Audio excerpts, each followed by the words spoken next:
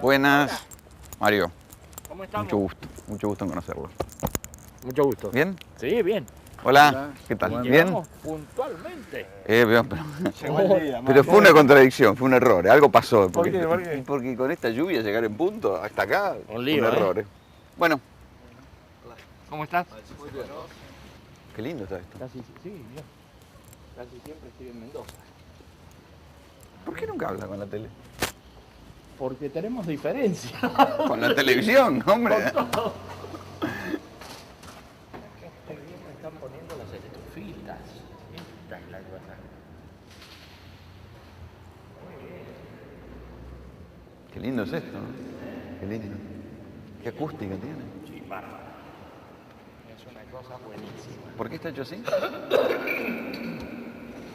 Porque lo que interesa, desde nuestro punto de vista, es el vacío más que el lleno.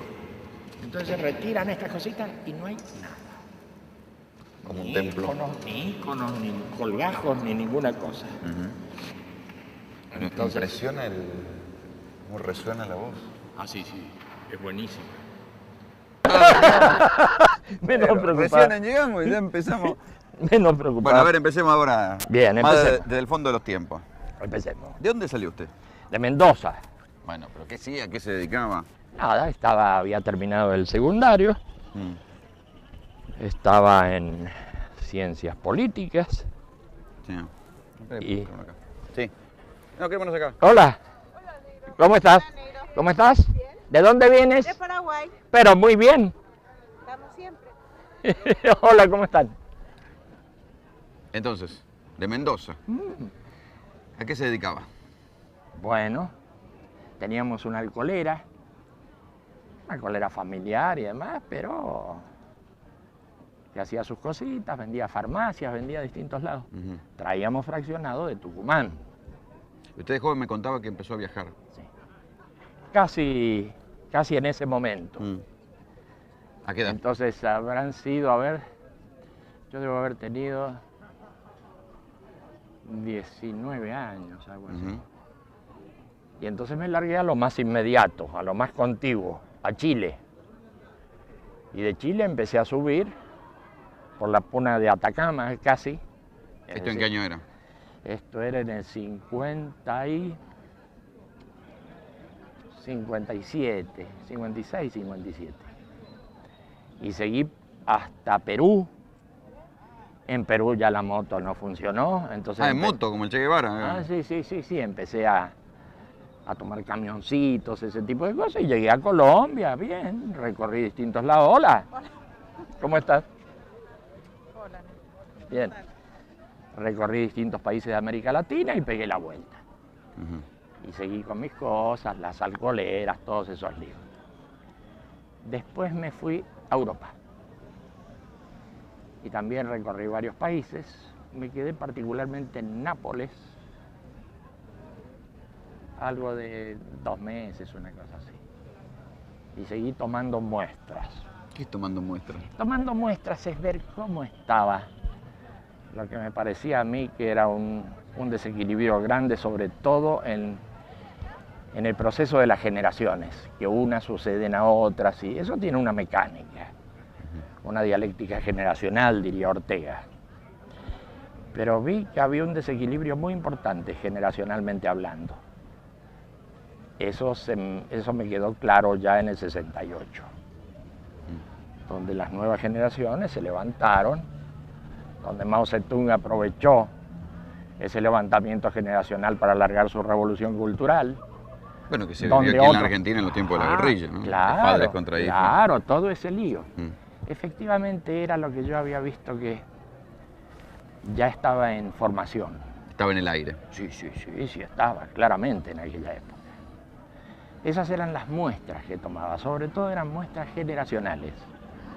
Los que me dieron muchas pautas de esos cambios generacionales eran los artistas jóvenes. Había muchos cambios en la visión del mundo de los artistas jóvenes que no tenían acceso a los medios, que no tenían acceso al gran teatro, a la gran exposición. Y me acuerdo particularmente de un grupo que se autotitulaba nadaísta, nadaísta. La nada misma. La nada misma, los nadaístas esos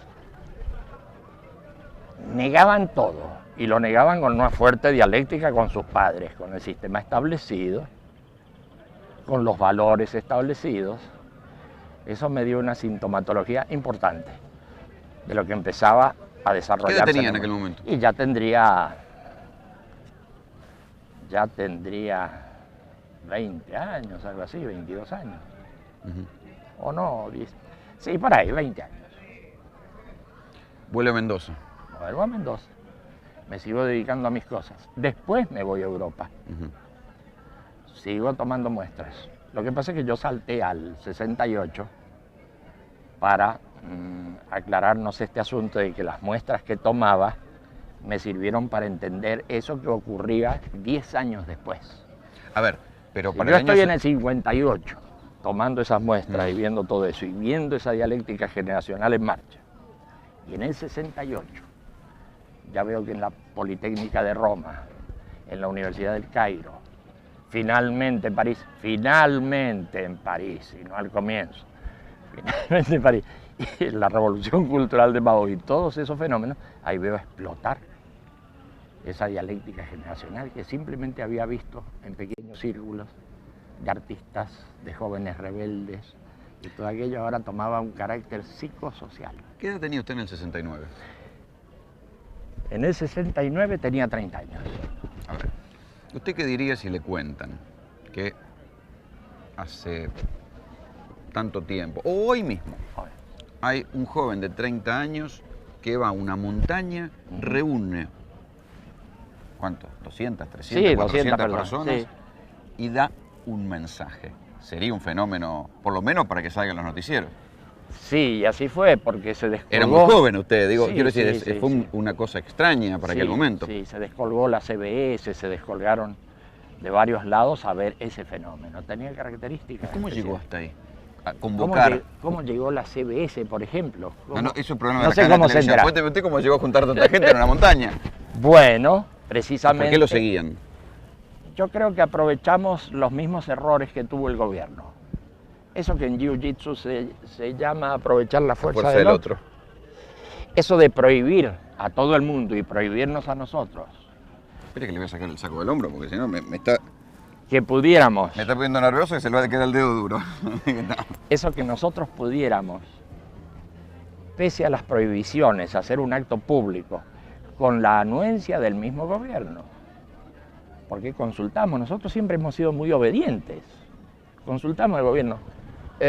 No podremos hacer un acto público, pero ¿cómo se le ocurre? Retírense de acá. Bueno. Era la dictadura de Onganía. Claro, Estaban prohibidas las manifestaciones. Claro, claro. Pero si no hablamos en los lugares públicos clásicos, si no hablamos en las ciudades, si no hablamos en los lugares de reunión, en la plaza pública, a lo mejor podemos reunirnos en la montaña, en un lugar donde los amigos van a comer asados, donde... Ah, si quieren hablar ahí, háblenle a las piedras, dijeron. Ah, bueno. Y eso hicimos. Le hablamos a las piedras. Y ahí empezó la fiesta. No era un mensaje político tampoco. No, no era. No era. Sin embargo, el régimen se sintió tocado y nos largó todos los medios que tenía en sus manos para deformar la realidad de nuestro mensaje. ¿Qué dijeron de ustedes en aquel momento? De todo. ¿Qué sé yo? ¿Qué dijeron? Bueno, cuénteme, hombre. Dijeron, hablaban de gurú ellos. Ujú. En esa época parece que era muy degradatorio lo de gurú. Hoy se habla del gurú del cuadro de fútbol, del gurú de la empresa, del gurú. Pero en esa época, gurú sería algo bastante peyorativo. Bueno, era así una cosa de... En los tiempos del hipismo, todavía. Claro, el claro, nacimiento claro, del hipismo. claro. Eso ¿Usted del fue, gurú- fue de alguna manera un fenómeno de la cultura hippie? No, de ninguna manera. El hipismo en realidad nunca participó de nuestras cosas, no lo entendió al fenómeno. No es que nosotros nos tiráramos en contra de ese fenómeno, pero el hipismo no simpatizó. Ujú. Bueno, en realidad no hemos visto que haya simpatizado mucha gente nunca. Bueno, O sea que debemos estar totalmente equivocados. Bueno, pero consiguieron muchos adeptos en el mundo. Bueno, eso sí.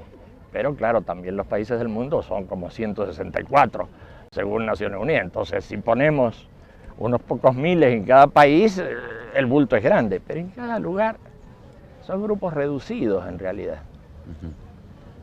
Son grupos reducidos. Veremos qué dice el proceso. ¿Cuáles eran los conceptos fundamentales de aquel mensaje del 69? Bueno, eran la no violencia. Era que el tema de la violencia no podía solucionarse simplemente ni por declaraciones ni por acciones políticas, porque el tema de la violencia era algo más hondo, más profundo, más de adentro de cada ser humano. Recordemos que en aquel momento en el contexto político había dictadura de un lado y del otro lado una naciente guerrilla que se Claro que sí, ¿no? claro que sí, y todos eran violentos.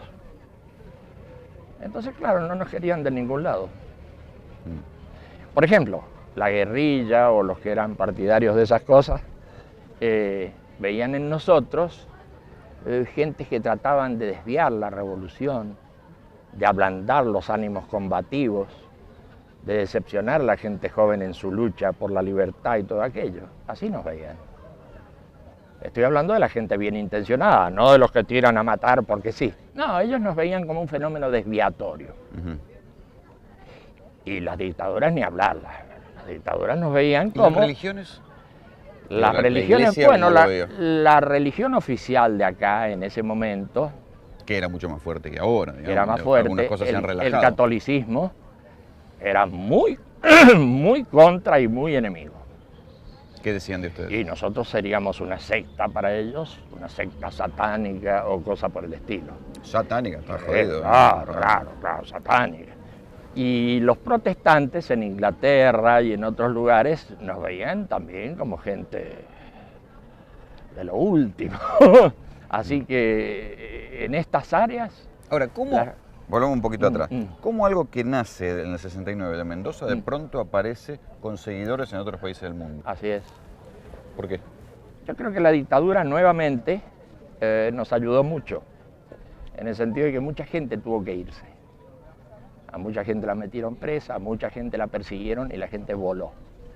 Y al irse de acá, se fueron precisamente a esos lugares que están conectados con Argentina, es decir, a España y a Italia. Entonces se puede ver esa línea como los primeros grupos aparecen en España y en Italia. También algunos se van, es cierto, a Venezuela, a Estados Unidos y demás, pero los grupos más fuertes se van a esos dos puntos. Y se explica por qué. Por similitud de idioma, por rasgos culturales comunes, se van a esos dos lados.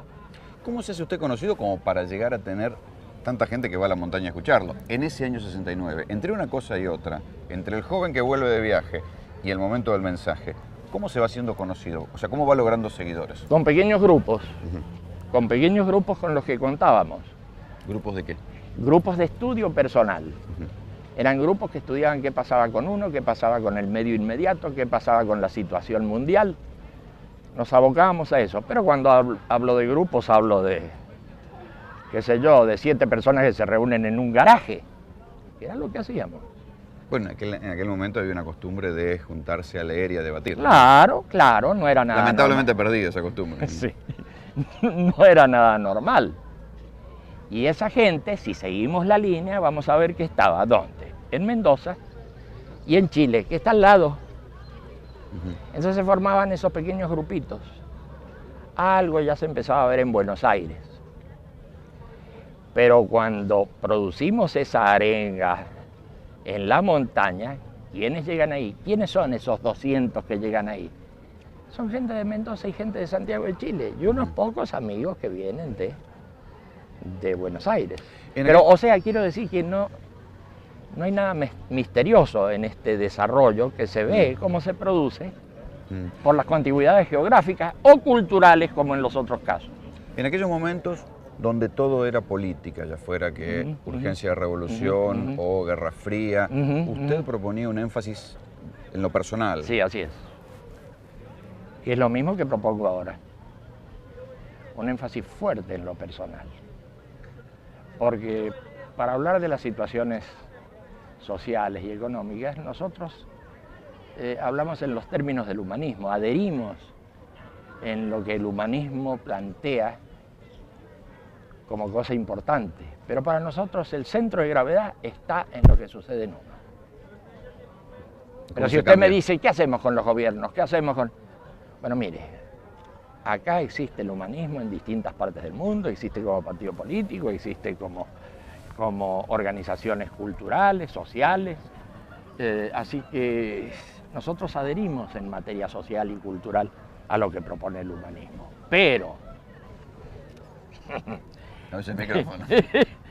pero en lo que hace a lo que ocurre con uno mismo, eso lo hacemos a través de lo que llamamos el mensaje. Un mensaje muy breve, muy pequeñito, con un librito muy chiquito también, que habla del camino, que habla de, qué sé yo, la vida cotidiana, y no mucho más. No es para nada complicado lo que sucede con el mensaje. Es algo muy al alcance de la gente. Es muy distinta a las formulaciones teóricas que a veces uno encuentra en el humanismo.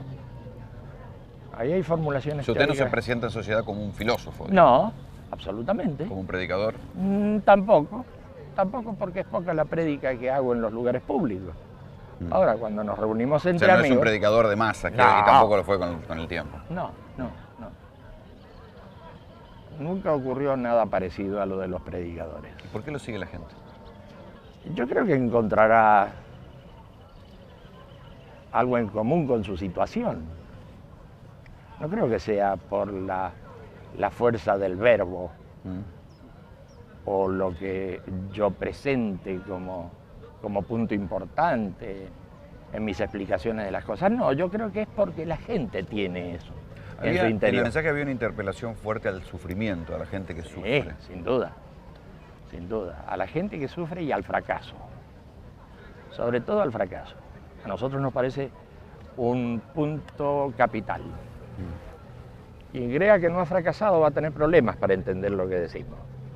En realidad no va a tener problemas porque es alguien de éxito. Y eso que era otro tiempo, donde había otras ilusiones, ¿no? Sí, Pero por supuesto. Esto después con los años, cuando se empezó a hablar del no future y de... Sí. Es con el tema del fracaso, donde nosotros ahí hemos puesto especial énfasis. ¿Por qué la cuestión del fracaso y del sufrimiento es un punto de tal atracción para la gente, o para la gente que escucha? Y porque la gente lo reconoce como real, como verdadero, como experimentable. No es algo que esté publicitado en el sistema. Usar la palabra fracaso es lo menos convocante y lo menos publicitario que uno puede imaginar. ¿Cómo decir? Lo menos seductor. Nosotros somos fracasados. ¡Ah, muy bien! Eso no lo vamos a escuchar. Es todo lo contrario. Entonces hay Pero habla del sufrimiento íntimo de la gente. Claro. Entonces hay tal verdad en lo que decimos que mucha gente lo registra. Y dice, bueno, esto debe ser así, posiblemente. Por ahí va. Por el lado del reconocimiento de una verdad interna y no por el lado de un armado ideológico. No, es por el lado del reconocimiento de una verdad interna. Cambiar desde uno, entonces. ¿Cómo Sí. se cambia una persona desde sí misma? Es como levantarse de los propios pelos. Difícil, difícil. Pero justamente el reconocimiento del sufrimiento es el que impulsa fuera del sufrimiento. Cuando uno reconoce que la cosa está mal y que la cosa no tiene salida, uno busca aire fresco, busca abrir las ventanas para que entre el sol, para que entre el viento. Y entonces uno cambia, o puede cambiar por lo menos. ¿Cuántos Eso creo. seguidores llegó a tener? ¿Seguidores? Bueno, Digamos, es un modo de llamarle. Sí, digo, de acuerdo. alguna manera. De acuerdo. En el mundo Y no sé, habrá 1 millón, 2 millones, algo así será. es mucho. Pero hay que preguntarle a los muchachos que andan con las estadísticas. Ellos saben, ellos cuentan todo. Sí, debe ser una cosa así. Bueno, no es habitual que alguien que reflexiona desde Mendoza Mm. logre 1 millón de personas que compartan su pensamiento en el mundo. Digo, no hay otro No, caso en no. Argentina. No creo que haya una cosa así. Pero Es más un pensamiento organizado. sí, tiene sus virtudes y tiene sus defectos. Mm. Pero en fin. Con no el sé. correr de los años lo persiguieron, digamos, lo Sí. acusaron. ¿Qué pasó en la dictadura, por ejemplo? A mí me metieron preso 17 veces. Que no es mucho, porque me tenían preso una semana, me soltaban, me mandaban a Villa Devoto, a distintos lados, pero... ¿En qué? ¿En la dictadura de Onganía o en la dictadura de Videla? En la última, en la de Videla, sobre todo. ¿Con pero, qué cargo? ¿Eh? ¿Con qué cargos? Nunca había cargos. Nunca había cargos, y eso era lo más interesante. Que le metían preso en Mendoza y lo mandaban para acá. Ah, claro. Por ejemplo, hicimos una conferencia en la Sociedad Suiza, acá en Buenos Aires. ¿En qué cabeza puede caber que en medio de una conferencia aparezcan unos tíos llenos de ametralladoras y metan a 500 presos por estar en la conferencia? A ellos los tuvieron que ir soltando. Una conferencia en la que además se hablaba De lo que búsquedas hablamos. personales. No, digamos. claro. Así que la cosa es complicada, como lo ven ellos, o como lo vieron ellos. O sea, su pensamiento cabía dentro de lo subversivo. Ah, sí, sin duda. Por ejemplo, a propósito de eso, yo recuerdo que en algún momento se habló de que atentábamos contra el ser nacional, ser con mayúscula, el ser nacional, y nosotros Bueno, mirábamos. eso se lo dijeron a todo el mundo. Claro, nosotros buscábamos cuál era el ser nacional. Era un problema para nosotros poder saber en qué estábamos, de acuerdo a las acusaciones. Entonces siempre fue borroso, siempre fue difuso. Y las acusaciones que hicieron contra nosotros fueron tan difusas y tan borrosas que también influyeron en la imagen nuestra. Porque si hoy dicen una cosa, que somos la extrema izquierda, y luego la extrema derecha, y luego somos desviadores, y luego Yo somos... recuerdo que ahí por los años 80, durante la dictadura, habían salido una serie de notas acusándolos de ser una secta. Ah, claro. Por supuesto, pero era muy borroso todo. Pero las sectas suponen que la gente está presa, digamos que se apoderan de los bienes. Digamos. Sí, todo eso. ¿Tuvieron causas judiciales? No, ninguna. Ninguna. Pero sí asesinaron gente amiga, y sí deportaron a otra gente, y sí encarcelaron a otra gente. Eso sí, pero acusaciones ninguna. Esa es la verdad del asunto.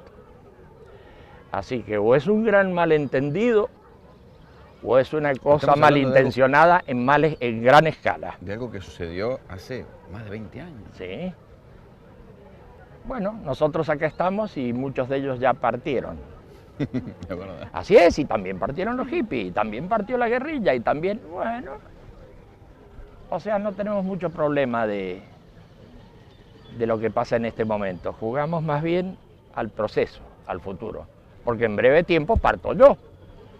Y entonces, ¿qué pasa? No pasa nada, pasa que sigue esto desarrollándose. Y estamos bien. Así es la cosa. Vamos para adentro, me parece que está Vamos. lloviendo, ¿no? ¿Me explica para la cámara un poco qué es esto? Esto es una sala. Nosotros llamamos salas a los lugares donde la gente puede hacer su reflexión, donde puede hacer sus ceremonias. Es parecido desde afuera a las estupas budistas, solo que las estupas budistas por dentro están llenas, o sea, no se puede entrar. Esta es una especie de estupa budista, pero vacía, donde lo que importa es la gente, no las imágenes. Cuando alguien empieza en un grupo, ¿qué es lo que le enseñan? ¿Qué es lo que le proponen? Bueno, en Mire, ese nos grupo, podemos sentar en otros bancos. en ese grupo, en los grupos del mensaje, la gente estudia un librito pequeño, que es el librito del mensaje. Y tendrán que pasárselo. Ya lo tengo. Ah, bien. Y entonces se estudia eso y se discute eso. Entonces mucha gente dice, pero esto es muy aburrido. ¿Pero qué es esto? ¿Qué atractivo tiene? Y nada, hace su prueba, ve cómo es la cosa, no le gusta, parte. A otros les gusta. O sea, algunos le siguen. Sí, les entusiasma, y no solo eso. No solo les entusiasma, les gusta, les llega. Sino que dicen, vale la pena impulsar esto. Y esa gente es la que pone en marcha nuevos grupos. Así funciona. Es una mecánica tan simple que es difícil de aceptar. Así funciona. Usted, por lo que sé, le da bastante importancia a la meditación, ¿no es cierto? Bastante, bastante. ¿Cómo la lleva a la vida moderna? Yo creo que en medio de las situaciones nosotros tenemos algo que le llamamos el regalo. En medio de una situación cualquiera, en medio de su trabajo, en medio de un conflicto, en medio de la calle, usted respira en profundidad y solo por respirar en profundidad y por pedir algo bueno para los demás o para usted mismo, toma contacto con usted mismo. Algo cambia. Algo cambia. Y siguen las distintas actividades. Cuando la cosa está bien, hace eso. Pero usted agradece. ¿A quién agradece? No se sabe a quién. Agradece, es un mecanismo, el mecanismo de agradecimiento. Qué bien está esto, yo agradezco. Y cuando la cosa está mal, uno dice, uy, qué desastre, ¿cómo podré salir de esta cosa? Y entonces apela a sus buenos recuerdos. Yo recuerdo cuando la cosa estaba bien, y para mí es referencia, ese momento en que la cosa estaba bien. Ahora que la cosa está mal, yo apelo a esa memoria. O sea, ustedes le proponen también a la gente métodos concretos de mejorar su vida cotidiana. Ah, sin duda, pero suavecitos y fáciles. No quiero decir, no es una ideología que solo se discute desde el pensamiento. Digo, No, claro, sino hay una cantidad de prácticas del cuerpo. Lo que cuerpo. nosotros llamamos la experiencia que también vemos en las ceremonias. Nosotros somos muy ceremoniales. Tienen rituales. No sé si exactamente rituales, pero ceremonias. Por Ceremonias ejemplo, como en la vida civil. En la vida civil hay ceremonias para todo. Y ceremonias laicas. Pero la gente no lo reconoce. La gente no reconoce que se casa por ceremonias, que iza la bandera con una ceremonia, que hace celebraciones de cumpleaños con ceremonias. Todos son ceremonias por todos lados. Bueno, eso que la gente no reconoce, nosotros sí lo reconocemos. Hacemos ceremonias de bienestar. Por ejemplo, cuénteme. Para que la gente se sienta bien. Esa es una ceremonia de bienestar. ¿Cómo es? Bueno, hay que leerla, hay alguien que la lee, y entonces va inspirando a los demás. Pedimos para aquellos que se sientan mal, para que se sientan bien. Entonces uno empieza a revisar. Eso me suena pastor evangelista, ¿eh? Y bueno, seguramente hay ceremonia de bienestar. Aquí estamos reunidos para recordar a nuestros seres queridos. Algunos de ellos tienen dificultades en su vida afectiva, en su vida de relación o en su salud. Hacia ellos dirigimos nuestros pensamientos y nuestros mejores deseos. Y entonces alguien que lo ayuda dice, confiamos en que llegue hasta ellos nuestro pedido de bienestar, etcétera, etcétera. Es una Tiene algo de religión, pero laico. Sí, tiene algunas cosas. Es que en las religiones hay muchas cosas verdaderas. Y sabias. Y en todas, además. Absolutamente. Y en todas. No algunos por usar turbantes dicen cosas falsas. No es así. En todas las religiones hay cosas muy verdaderas que nosotros consideramos. Absolutamente. Si no somos nosotros los que atacamos a las religiones. ¿Cómo se llevan con Son las religiones? las religiones las que nos ¿Las atacan. suplantan las religiones? ¿Cómo se llevan? Y ¿Conviven? probablemente las estemos suplantando en ¿Y mucha la gente gente. que se acerca a usted sigue siendo religioso? Yo creo que en general no, aunque algunos son de origen, lógicamente, si este lugar es un país católico, algunos serán de origen católico y de otras religiones menores. Pero no es una condición dejar la religión. No. Acá no hay condición de dejar nada. Ese es el asunto. Volvemos a lo mismo. Sí. ¿Por qué entonces les quedó tanto esa cosa de que que fueron una secta, que... Yo creo que por los medios de difusión. Bueno, ya cobramos de vuelta. Me parece. Fue así. Porque efectivamente Y no cuando los hay medios- juicios ni No, condenas en su no, contra, no, no hay... Claro. Y cuando los medios de difusión no se lanzaron frontalmente contra nuestro, manipularon la información de tal manera que quedaba una atmósfera sospechosa. Pero creo que en gran medida fueron los medios de difusión. Ahora, lógicamente, los medios de difusión no hacen sus cosas por sí propios.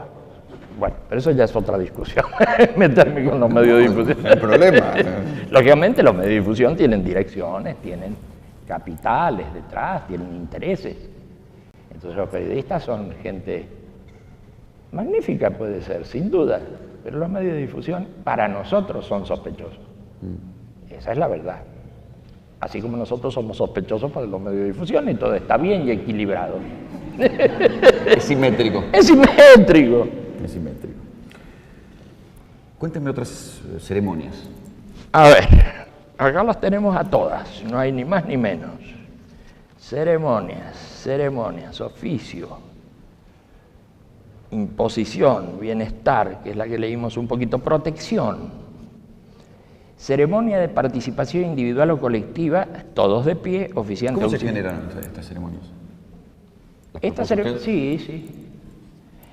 Pero en distintos lugares la gente las va modificando. Y como nosotros decimos que no nos atenemos a ninguna cosa frita, por ejemplo, a una ceremonia ya específica, cerrada, la gente lo modifica. No decimos que hay que atenerse a la letra fría, sino que decimos que hay que adaptarla. Y la gente la va adaptando, la gente va cambiando las palabras. Nosotros no tenemos ningún dogma en materia de ceremonias, en materia de experiencias, en materia de doctrina. La gente que haga lo que le guste y lo que le suene bien. Y si hay palabras que no le gustan, saca esas palabras de la ceremonia y pone la que le suena, que anda mejor. Porque a lo mejor en un medio urbano hay un montón de palabras que andan bien y en un medio rural de hábitat disperso esas palabras no andan bien. Entonces la gente cambia las palabras. No hay que tener dogma ni con las palabras, ni con las ceremonias, ni con los planteos, sino que hay que dejar que la gente se exprese a través de esta formita. Estamos en una protección. Esta ceremonia tiene por objeto dar participación a los niños en nuestra comunidad. Desde antiguo, los niños han sido objeto de ceremonias tales como bautismos, imposiciones de nombre, etc. Mediante ellas se ha reconocido el cambio de situación, el cambio de etapa en el ser humano. Existieron y existen ciertas formalidades civiles mediante las cuales se hace constar el nacimiento, el lugar en que el hecho se produjo, etc.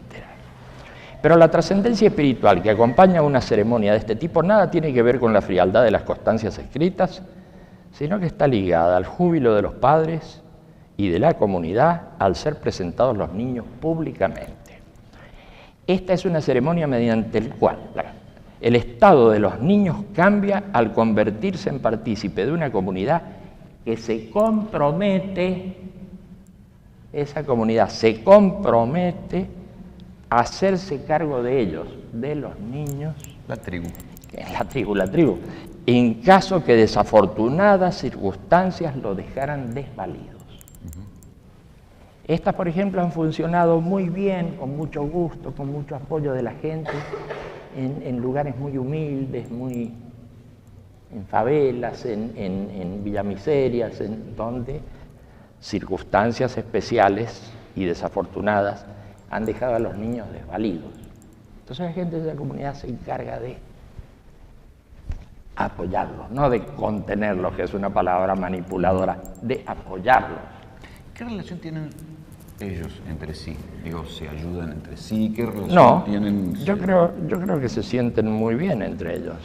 No, digo, si en la vida cotidiana ser un seguidor suyo genera otras maneras, tienen en contacto, les cambia la vida. Acá, por ejemplo, está claro, y con el caso de los niños, si estos niños quedan solos... Claro, por eso lo pensé.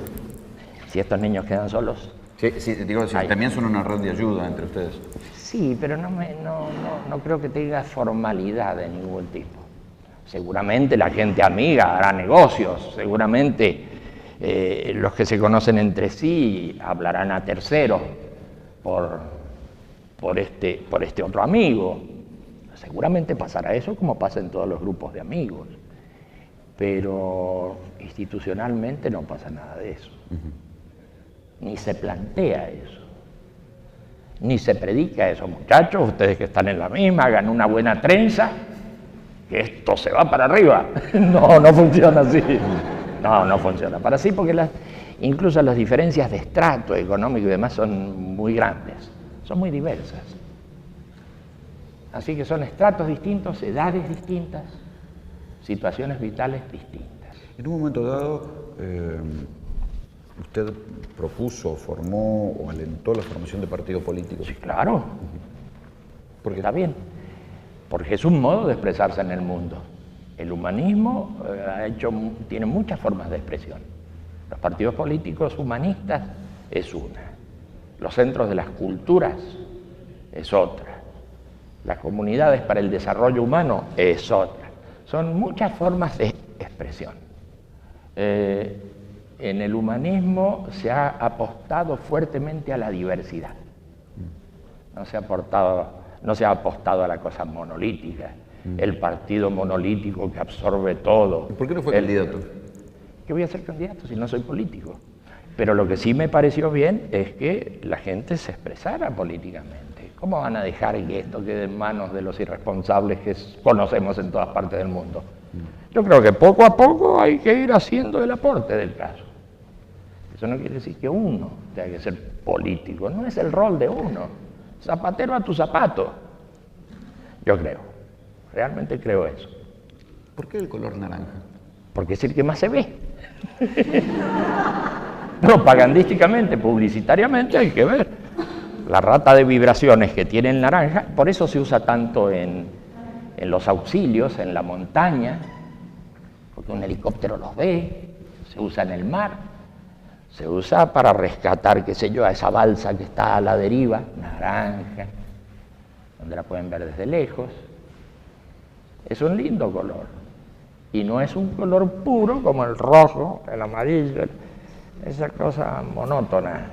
Es un colorcito interesante que hoy usan en su camiseta los holandeses, que son muy buenos, que son muy buenos.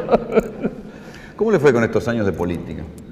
¿Cómo fue la experiencia del Partido Comunista? Bueno, yo sé que en las últimas elecciones, en el caso de este país, los humanistas tuvieron 250.000 votos, cosa que no se conoce por la prensa, pero que está. Todos esos datos están. 250.000 votos es muy pobre, pero si comparamos con el resto de la izquierda en Argentina, todos ellos sumados prácticamente están en condiciones inferiores a las del Partido Humanista. Esa es la verdad. Eso es lo que puedo decir. ¿Hay otros partidos humanistas en otras partes del mundo? Sí, claro. Similares a este. Sí, claro. Claro. Por ejemplo, en Chile el humanismo compartió con el Partido Comunista la dirección de toda la izquierda. Y el candidato del Partido Humanista fue el candidato a la presidencia de Chile entre 4 candidatos que había en ese momento. Quiero decir, como ejemplo de actividades políticas, desarrolla muchas actividades. Como político, ¿qué promovería usted? Yo promovería lo que están haciendo los partidos humanistas. No, pero bueno, ¿cuál? Ideológicamente.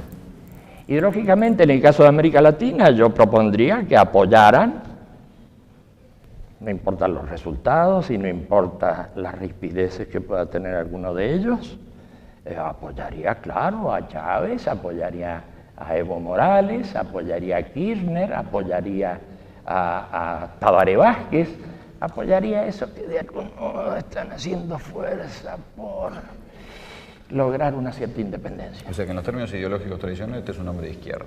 Sí, sí, eso es así. Agregándole esta cuestión de la búsqueda personal con meditación, Más con bien- otras técnicas Más bien yo diría que es a la inversa.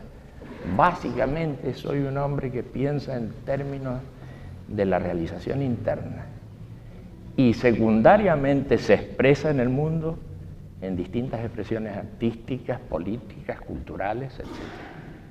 Así lo pondría yo. Pero básicamente nuestro planteo es el del cambio interno. Y si no hay ese cambio interno, no hay sistema que pueda modificar esto. En el año 69 usted ya hablaba contra las drogas, cuando todavía las drogas Claro, eran claro. un problema. ¿Y hoy? Y estamos en la misma, solo que el mundo ha empeorado. Así es la cosa, hablábamos contra la violencia, estamos en la misma, solo que el mundo ha empeorado. Hablábamos contra los desbordes sociales, solo que el mundo va a los desbordes. Hablábamos de la caída de un sistema, Medio sistema cayó. Ahora falta el otro, la otra mitad del sistema. Es decir, eso hablamos, pero las condiciones empiezan a ser diferentes. Y empiezan a parecerse mucho a lo que hablábamos hace 30 años. Cada día se parecen más. Eso lo digo no con mucha satisfacción, porque lo que implica eso es mucho problema, mucho sufrimiento, mucha crisis, mucho lío. Pero intelectualmente, sí, ¿por qué no?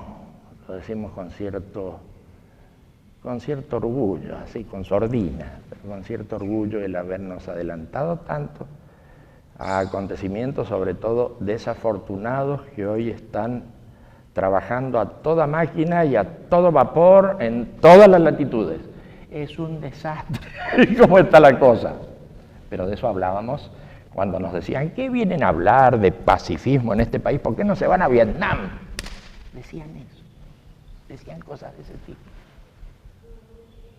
¿Qué se hace contra la violencia interna? Contra la violencia interna.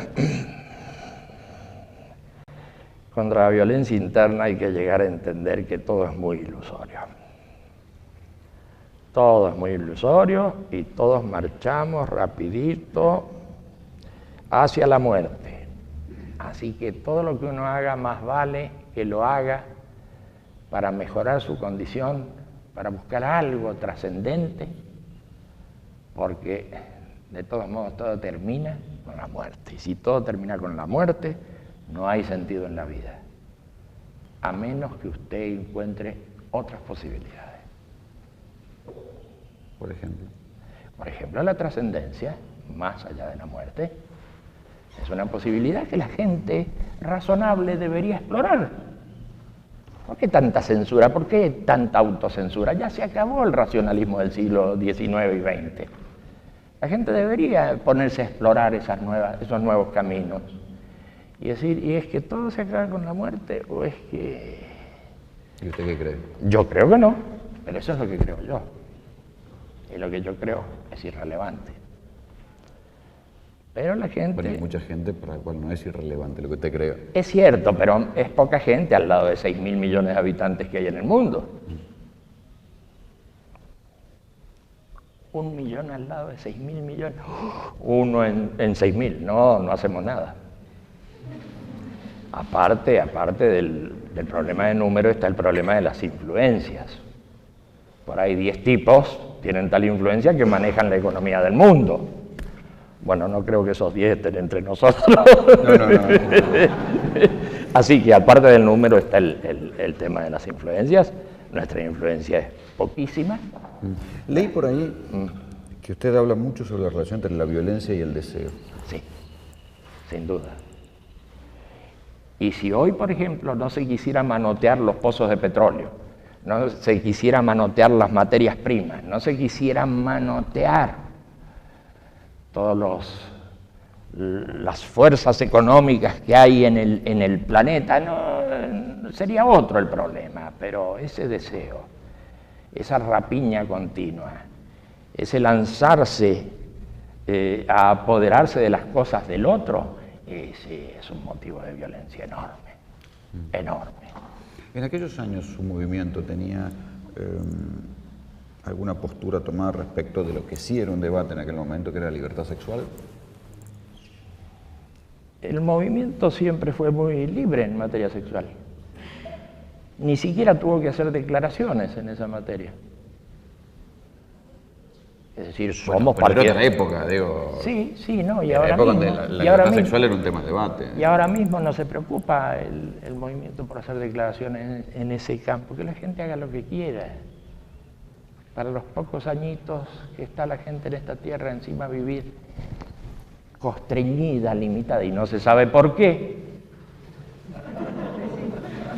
No, nunca se ha hecho prédica de eso, pero la gente en el movimiento siempre ha sido muy libre en materia sexual.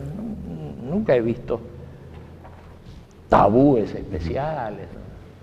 ¿Cómo son las prácticas de meditación que ustedes proponen para la gente que se acerca? Son estas. Se medita sobre estos puntos. se medita sobre lo que llamamos el camino.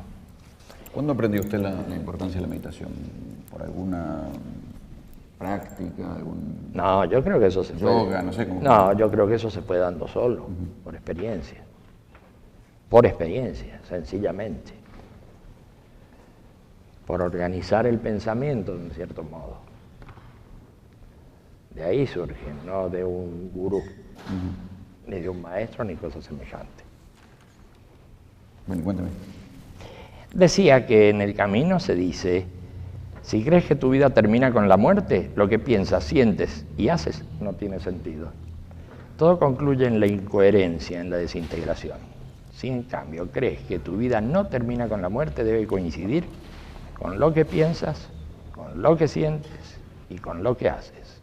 Todo debe avanzar hacia la coherencia, hacia la unidad, etcétera, etcétera. Cada uno de estos es un motivo de meditación. Esas son las meditaciones, más que mirarse el ombligo. Meditamos sobre temas, sobre todo temas. Meditamos sobre temas. Le vuelvo a preguntar, ¿por qué nunca hablaba por televisión? Bueno, en realidad he hablado en algunos momentos, cuando por ahí ha habido una convocatoria de alguien que ha dirigido la TV y nos ha dicho, ¿por qué no venís a hablar acá, conversemos, discutamos? Sí, sin ninguna limitación, sin ningún requisito, sin ninguna condición, sin firmar ningún libro. Sí, sí, bueno. Y entonces hemos ido. Eso ha sucedido muy pocas veces. Ha sucedido pocas veces, pero ha sucedido. Ha sucedido aquí, ha sucedido en España, ha sucedido en Italia, ha sucedido en Francia, ha sucedido en Moscú, ha sucedido en muchos lugares, pero cum grano salis, como en pequeña dosis, sí ha sucedido. En otras partes del mundo el mensaje y los grupos son similares, la búsqueda es similar. Sí, la búsqueda es similar y las formas creo que difieren. Sí. Sí, sí. Usted supongo que habrá viajado, habrá conocido gente de otros países. Sí, sí. ¿Qué difiere? Y difieren en la organización de las palabras, difieren en cómo presentarlo. Tienen diferencias. Se hace raro encontrar a alguien hablando en ruso, discutiendo lo que usted propuso. Sí, claro. Claro, pero no es que yo entienda ruso. No, pero igual debe ser raro. Es raro, sí, pero funciona bien. Funciona bien como funciona en la dimensión humana, independientemente de las cualidades lingüísticas que pueda haber en un punto o en otro, en las precisiones. No, funciona bien en todas partes. Y en eso estamos. ¿Cómo se definiría usted? Si usted tuviera que explicarle... ¿Cómo me definiría? Si tuviera que presentar en sociedad, si bueno, yo me dedico, yo soy... ¿Cómo se definiría? Yo me definiría como alguien que no tiene las cosas muy claras. Frente a la claridad que todos tienen. Todos ustedes tienen mucha claridad, todos ustedes son una maravilla y uno es un infeliz que no sabe ni dónde está parado. Claro, Lao Tse lo planteaba en un sentido parecido. Todo el mundo sabe cosas, todo el mundo sabe qué es lo bueno, qué es lo malo, qué hay que hacer, qué no hay que hacer. Y yo ando como un estúpido en el mundo, sin entender para dónde voy. ¡Qué bueno! Inteligente es eso. Bueno, pretender que uno sabe quita incertidumbre. Claro. Bueno, así me presentaría, como alguien muy dubitativo, como alguien que no entiende bien cómo son las leyes de la historia, las leyes de los hombres, básicamente como eso. Y a partir de eso nos pondríamos a hablar. A lo mejor. Mario, Me tengo que ir. muchas gracias. Al contrario. Muchas gracias a vos. Gracias a todos. Nos vemos. Hasta luego.